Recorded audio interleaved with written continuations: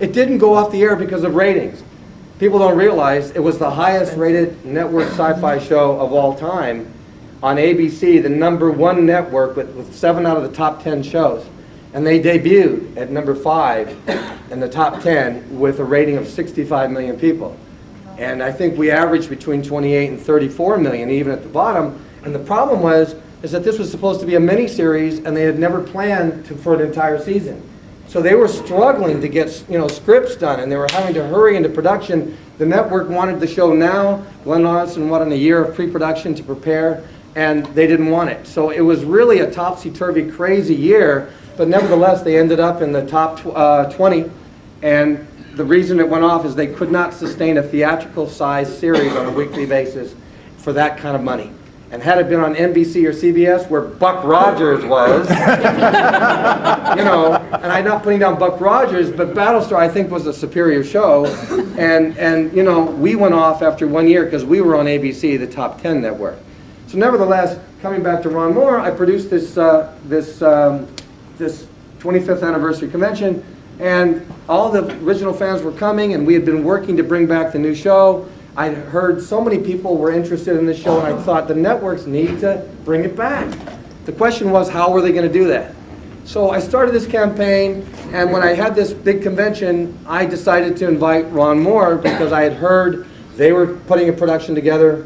Tom DeSanto and Bryan Singer, who did X-Men, produced X-Men, they were putting their production together. There was all this controversy going on, and I thought, you know something? I certainly have a vision and idea, but I'm not the only person, and certainly I don't own this. Let everybody come, let the fans talk it out, decide. And so the fans actually had bags of popcorn in the back room, getting ready to throw popcorn at Ron Moore. It was like this, oh God, please, don't do this. And so I swear I had such compassion for this man because he was getting up in the coldest, most frozen room in history. Because you have to understand, at that time, nobody had seen anything, and everybody that was a BattleStar fan, their biggest horror was seeing their classic favorite brought back, and as usual, by networks, they're destroyed. They're horrible. So they're waiting to see this thing, and he got up there with such courage, laid out his vision, he didn't compromise, he had such just conviction of what he felt he could do with this, that he had been given a mandate to take this original story and turn it into something for today. And he wasn't asked to do a continuation. He was asked to do, a reimagining by the network. The network really wasn't interested in a continuation. And so he went out there to put together the most exciting, most provocative, most interesting, most powerful show possible. And obviously, he did. But the question is, at that moment in time, nobody had seen anything. And so it was a very, very icy cold room. And, fans, we're all fans. When we're upset because our favorite show is not being done the way we want it to be done in our hearts, we get upset. So there were some pretty cruel, pretty tough questions that came at him. And I developed a lot of empathy also, not only for getting up there, but the fact that this guy was willing to hold his ground against a lot of people that were pissed off and angry at him.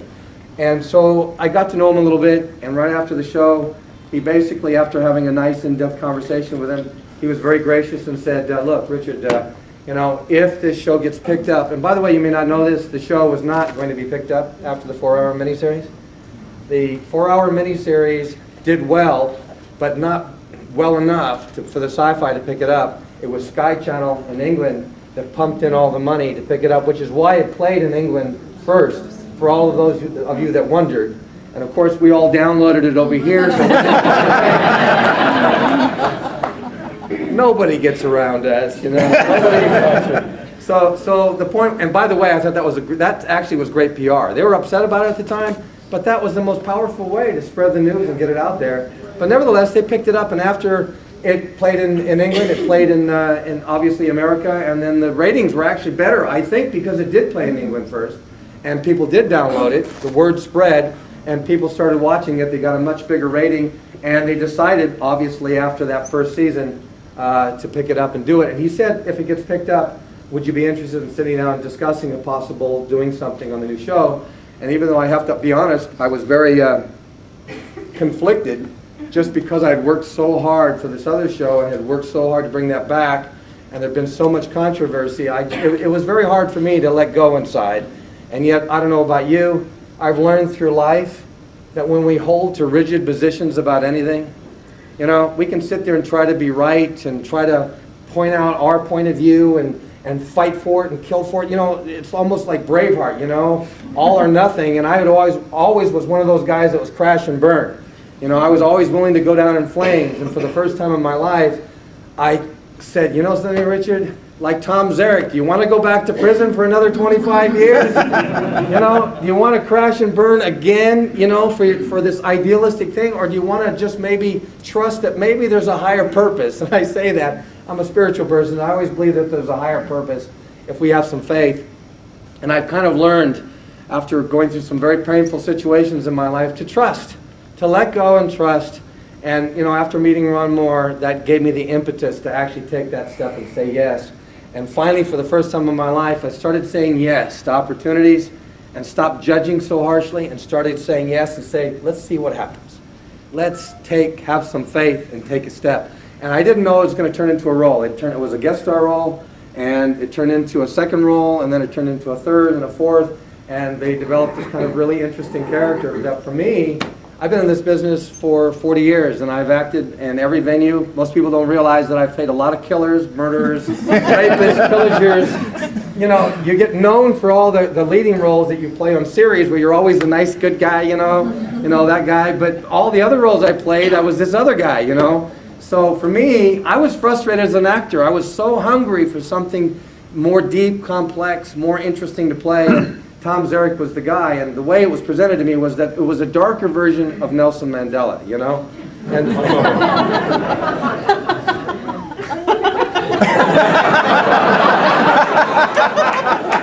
that was...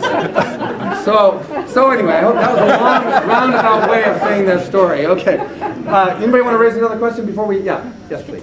What aspect of the show would you say is the most provocative?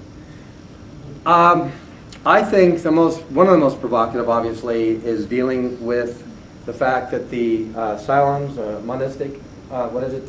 Monotheistic. Yeah, and we're polytheistic, you know. I think what's interesting about this show and what's so brilliant, as an artist, as a writer myself, you know, and I don't compare myself to anybody, but I feel that art, again, is something that's not there to tell people how to think, but it is to help people think and challenge their beliefs, to open and expand their point of view, their viewing point of the world.